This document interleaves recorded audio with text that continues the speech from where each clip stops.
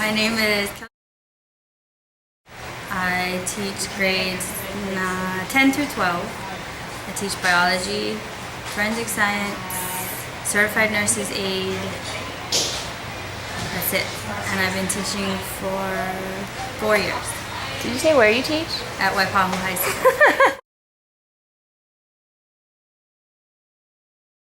Mutual respect, promoting intrinsic motivation, and setting routines and expectations early on.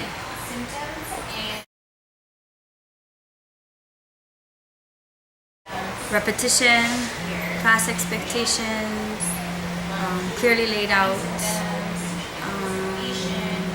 review of expectations, and mutual respect. What are your values? Everybody deserves the right to learn. Everybody deserves the right to learn in a safe place. You can criticize, but you can only criticize if you have a suggestion on how to improve.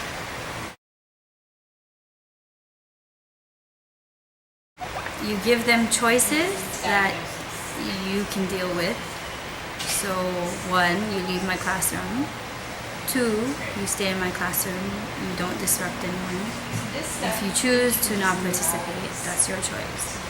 But if you disrupt other people's learning, then that becomes my problem.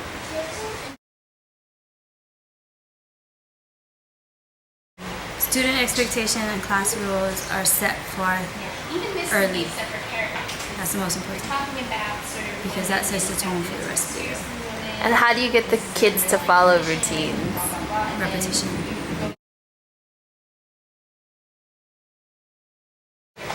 Relevant activities, stuff that is popular, so we pull in social media, we pull in stuff that they see on an everyday basis, and we talk about how it's related to what they have to learn, why they have to learn what they're learning, why it's important. And because we're a pathway school, we have the ability to show them the career orientation, why it's important in your career that you learn these things. So a lot of it is just relevance, showing them why it's important.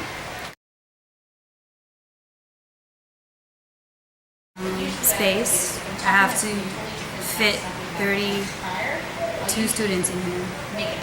I have student evidence or student work posted in my room because I want them to be proud of what they do and to show them that I'm proud of what they do and to consistently take pride in the work that they put out.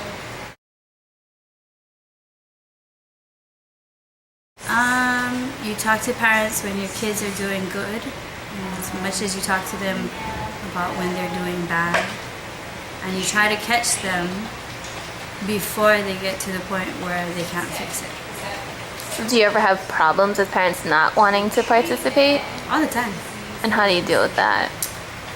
We focus on what we do in the classroom, and we try to maximize everything that happens in the classroom, because we realize that the minute they step out of our classrooms, we lose them. So we have to make the most of the time that we have.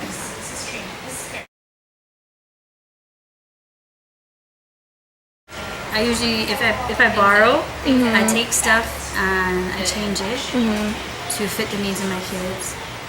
Or sometimes, because I teach classes that haven't been taught yet, you gotta make up your own stuff. So you ever find that stuff that doesn't work? All the time. And when you do you like stop during the middle and... No, usually you run it through, unless it's like horrendously, absolutely terrible. But usually we run it through and then we change it the next time, or maybe the first day wasn't as good as it should have been, so we go back and we cover stuff again. Or if you have a chance, yeah, you change it midway if you have to. If not, you run the course and then you see. You always have to look back and say what worked and what didn't work anyway. Sometimes there's days you do stuff and they just don't work at all. the kids, those are the days you pull your hair out. Do they notice? Some of the quicker kids notice. They'll be like, "You didn't quite think this out, did you?" And I'm like, "I didn't think it was gonna go this way." But like anything else, we tell them we're human. We make mistakes. We try things. If it doesn't work, then we gotta go back and change it. So how long does it take you to prepare for one lesson?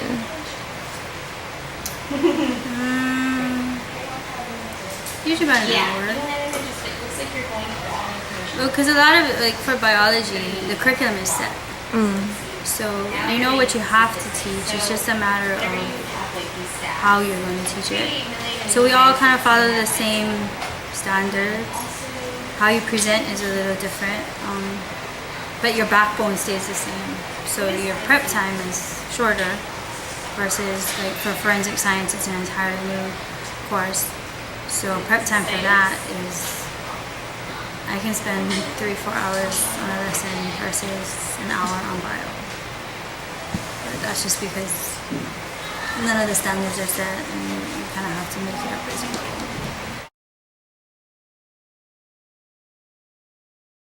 I think, well, for me, personally, it's the adult-to-adult interaction.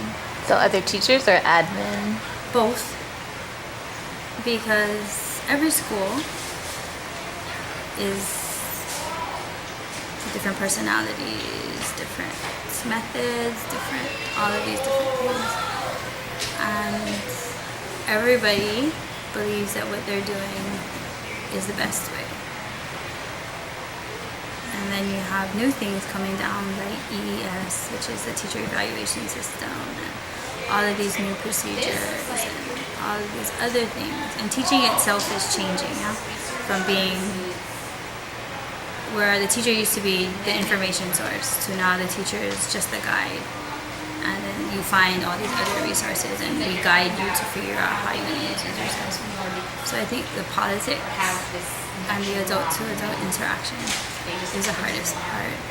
And then second to that, I would think the hardest thing is dealing with kids who have no intrinsic motivation. Like they're here just because they have to be here. And beyond that, if you gave them a choice, they would be gone. So I think that's, and then after that would be not having enough like resources, like air conditioning and textbooks and enough computers for everybody. But I think the thing that burns out most teachers is that bureaucracy and having to deal with all those different types of, I guess what you call it, government procedure and red tape and all that. I think that's the hardest thing. Do you think it would be different at private school? I think if you chose a private school that their philosophy was the same as yours, then not so much. I mean, but there's no way that you're ever going to go to a school where it's completely wonderful and perfect and whatever. But the good thing about private school is that it doesn't take 5 years for some kind of change to happen. If you as a teacher can show evidence that what you've been doing is working and is better, then that's the way it goes. Versus here, there's tons and tons of red tape that you have to do. So it just takes long.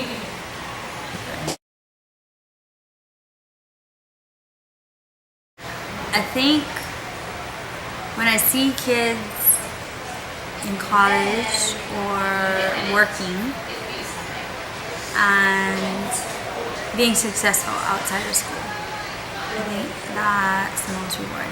Or they'll say things like, I understand why you made me do that back then, and I'm using it now, so I may not have done it while I was in your class, but I'm using it now, so it works. And then I think just this year,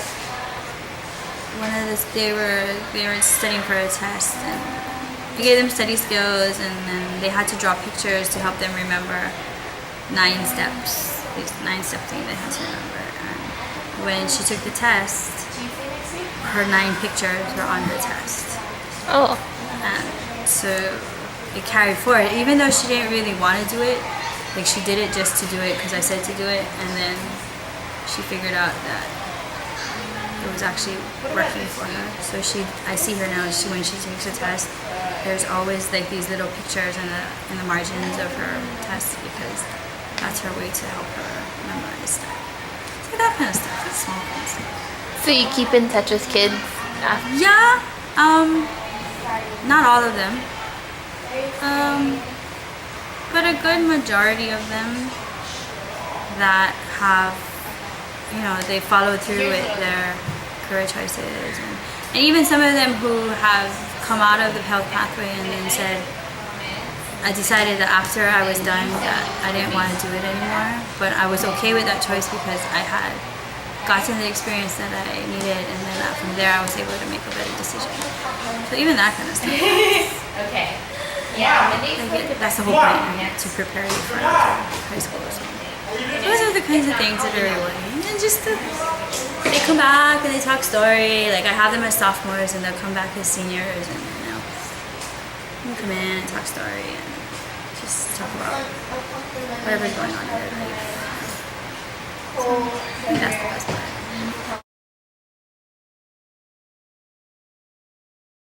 While I'm here, I give it everything I have, but at the same time, when I step off campus, then you gotta draw the line somewhere. So usually, I'm here from 7:30 to about 4:30. Anything past that, it should be, like, I draw the line. So once I leave, then the job changes.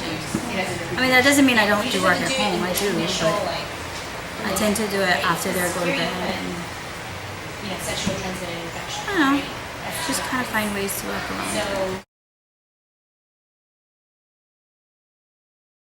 Last summer we traveled, and other than that, I'm still a chauffeur and driver and take to practice and hang out. Well, we go to the outer island in the summer, beach, movies. Do you teach during the summer? I have a couple of summers. But well, it's good pay. It's a good way to make extra money, but it's tiring because you really don't get a break. You get maybe a week off, then you teach for 6 weeks, and then you get maybe a couple of days and then you're back in school. So you could burn out. So for teachers who are burning out, they don't really like to teach so much. It's okay, like you can alternate work one summer and not work one summer.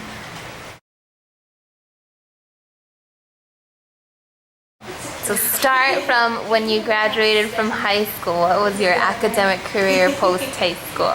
Okay. Like 5 years for the first degree. Which was the Zoology. At UH Manoa, because nobody graduates in under 4 years in UH Manoa. I did 3 years. Unless you're some kind of nerd. And then 2 years for the second one. And then another 2 years for the master's. So what is that? 5, 7, 9 years. Holy crap. So the master's is what you're finishing now. So I'm done. You're done. Yay, I'm done. Congratulations. I was done last week. Woo! So no more school for me. But it all wasn't consecutive, right? It was No. the 5. Then did you take a break? I took a 4-year break. Wait, 90, 98. Yeah, almost 4-year break. And then I did 2 more. And then I took another 2-year break. 2.5-year break. And then the last. The all at UH? No. No, so the first 5 at UH, Chaminade, and then Chaminade again. So the last 4 years at Chaminade. How did you like your program? Your teaching program? It was good because it was all online. I stepped into class maybe twice. And that was it. So I liked it because I can study at 2 o'clock in the morning, or I can, whenever at my pleasure, and I didn't have to. I could work and still go back to school. That's the most important.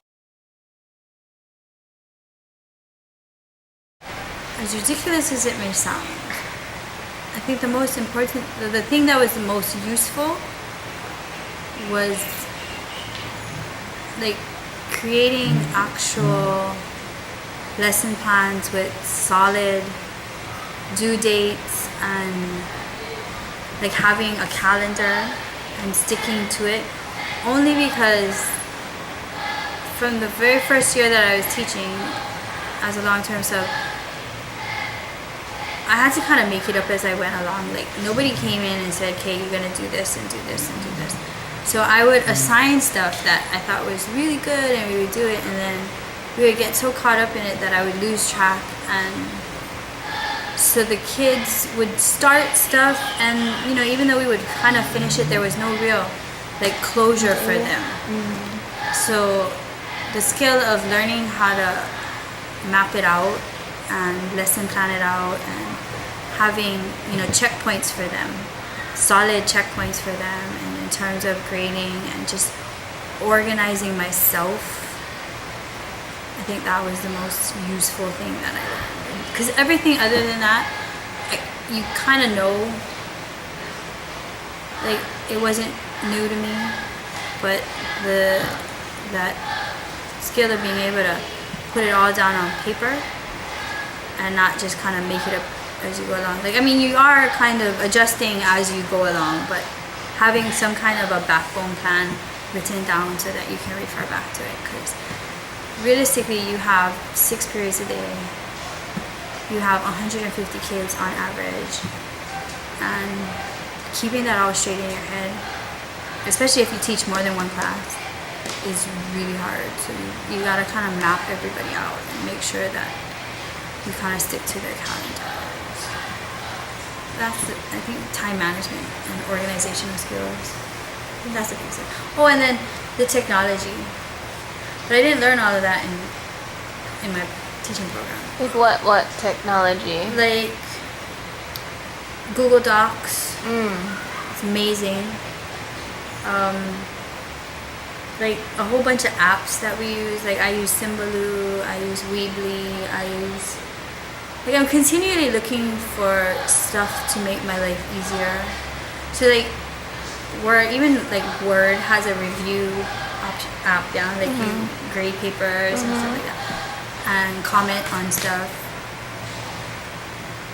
and just reducing the amount of paper that we push out and trying to do it electronically makes my life so much easier, because now when I grade papers, I don't have to take home a stack of papers. Everything's in my email or everything's in my drive. And teaching the kids how to use those apps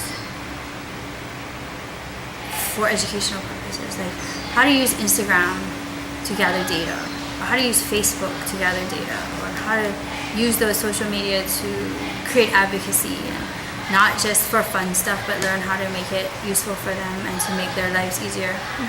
So QR codes, Symbaloo, WebEx, all these different things. Though I taught a telepresence class last year.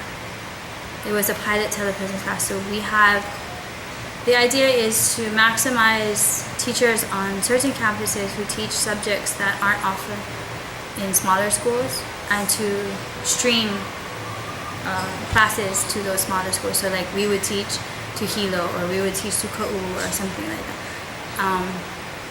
And so I learned lots of technology skills, learning how to work all the hardware, learning how to run an online classroom, how to design an online classroom.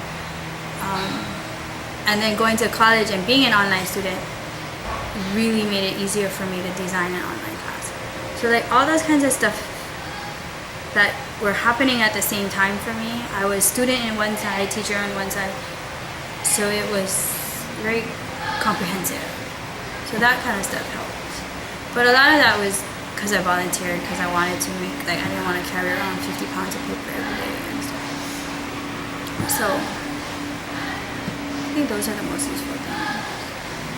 But that's, not everybody likes technology. It makes my life easier. I try to teach the kids too, because they use it for like word processing. A few of them are really good. Like I have a few students that take that telepresence class with me now, and it's so much easier for them because they have all these other options available to them in terms of presentation and communication skills that their other peers don't have because they don't take the time to use it in an educational forum. They just use it for playing games or talking smack to each other on Facebook. So I think that was pretty useful.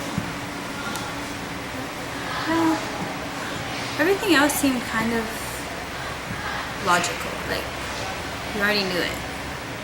So you didn't have to like learn something entirely. I don't know, maybe because I like school. You like school? Well, I better like it after 9 years. Woohoo! The magic question. I didn't intend to become a teacher. What did you intend to become? Evidence specialist. But because my husband is a police officer, that would have meant the two of us would have been on shift work. And then we had the kids, and somebody needed to be home with the kids all the time. So I took a part-time job here at the school for the schedule, and then became a long-term sub, and then found that I liked it, and so I went back to school. So you don't regret not becoming an evidence specialist? Some days I do. Some days I do, and then some days I'm like, no, this is better. But I think I'm more effective here than I am as an evidence specialist. But the thing is, maybe you can right. Things happen for a reason. I have a degree in zoology because I wanted to go to veterinary school. Changed my mind. Then I went back to school. I have my BS in forensic science because I wanted to be an evidence specialist. Found that work in Hawaii as an evidence specialist is very limited. And then had the kids, and so all of that put together, put it on the back burner. Didn't know what I was going to do yet. And then came to work at the school part-time to have a good schedule for the kids. So it's not like your degree went to complete waste though, since No. you're teaching what you intended to. Yeah. So I have tons of science background. So teaching science here, Talk about treatment here too. it makes sense. Whenever you talk It's about just not something like treatment what I initially thought it was. symptoms, I think definitely So do you feel like you use a lot of what you learned in school when you teach? you don't separate it. I feel like maybe you something you're like, oh, that's a tattoo. I'd say like 40, 60. Then people are like, wait, sure. There's stuff that I learned in college Maybe you could just that is helpful in terms of study skills condense. and organizational skills. Content-wise, not so much, Now I'm talking about research. because it's not like I spent my college memorizing stuff. I did it, was comfortable with it, familiar with it, and then when I didn't have to use it, 80 to 90% it just of kind of. those TRIs But teaching it forces you to always be up to date on content information. So I'm a better student now because I'm a teacher than I was when I was in college. So to keep up to date on stuff, do you guys go to like professional meetings, or is that on your own to go look up? It depends. So if you're looking at vocational PD, technology PD, schools offer that. My school offers that. But in terms of pure content PD, that you kind of gotta do on your own. Like they have STEM workshops and stuff, but that's more about how to teach science, math, and technology than to talk about science. I mean, once in a while there are a few energy workshops to talk about natural resources and stuff like that, but for the most part, you don't go to PD for biology. Like everything is in textbooks and online resources that it's teaching you how to make use of those resources versus trying to teach you all of that stuff at the same time. Because there's no way everybody can memorize all of that stuff. So you just have to know how to access your resources and use it for at the moment what you need to do. What is your best resource? For teaching, Or anything? my kids, Your kids? because the way I think first-time teachers who don't have kids have a harder time because you gotta pick your battles. Yeah, there are things that have to come first, and then there are minor little things that are just not that important. And having your own kids and dealing with them on a daily basis, motivational wise, behavior wise, all of that, it just gives you, it's more realistic when you step into the classroom versus someone who's fresh out of college and has no experience with kids. Because I'd say 70% of teaching is knowing how to deal with the kids, and the 30% is the content and everything else. You think I'll have a hard time then? No, because you have experience with kids. Not having your own kids is different than having experience with kids. Coaching is a lot like teaching. Teaching now is more like coaching than it is like when we were in school. When we were in school, we were told exactly what we needed to know, and your job was to memorize. Now, it's different. It's we put you or we guide you, and then you're supposed to finish the rest by yourself.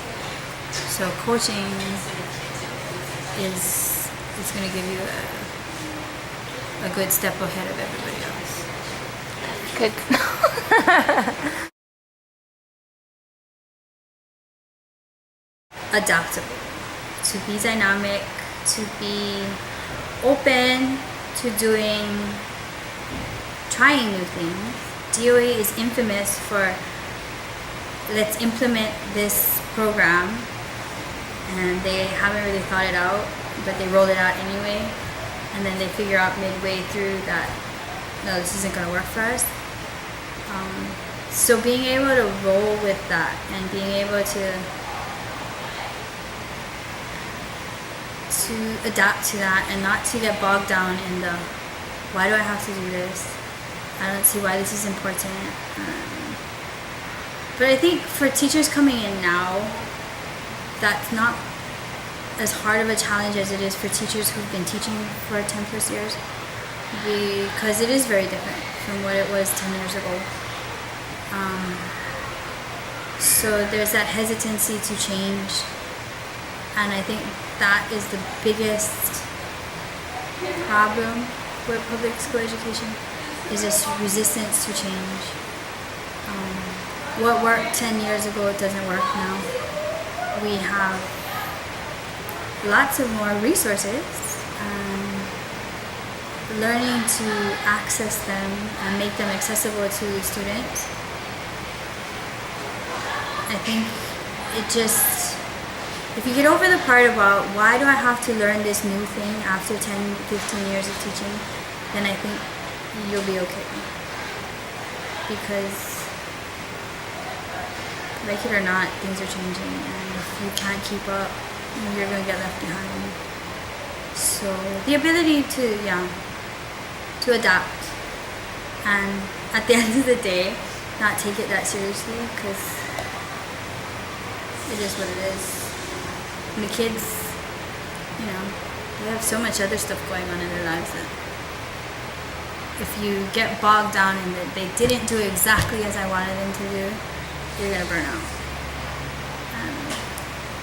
I guess it goes both ways, just being open-minded and being able to change with the times, because from period to period too, your tone changes and your set of students changes, the abilities in your classes change, and if you teach more than one subject, your content changes. So you kind of get super set in your ways, because then you just frustrate yourself. But I think now the relevancy and the motivation is so much easier because of the pathways and being career oriented. So now it's not just going to school because you gotta go to school, but it's going to school focused on what you want to learn about.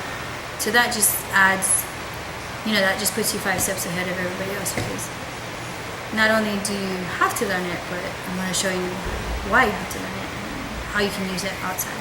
Because even when I was in college the first time, I didn't understand why I had to learn half the things I had to learn. But I did it. And if I was less of a good student, I would have probably just said, not important.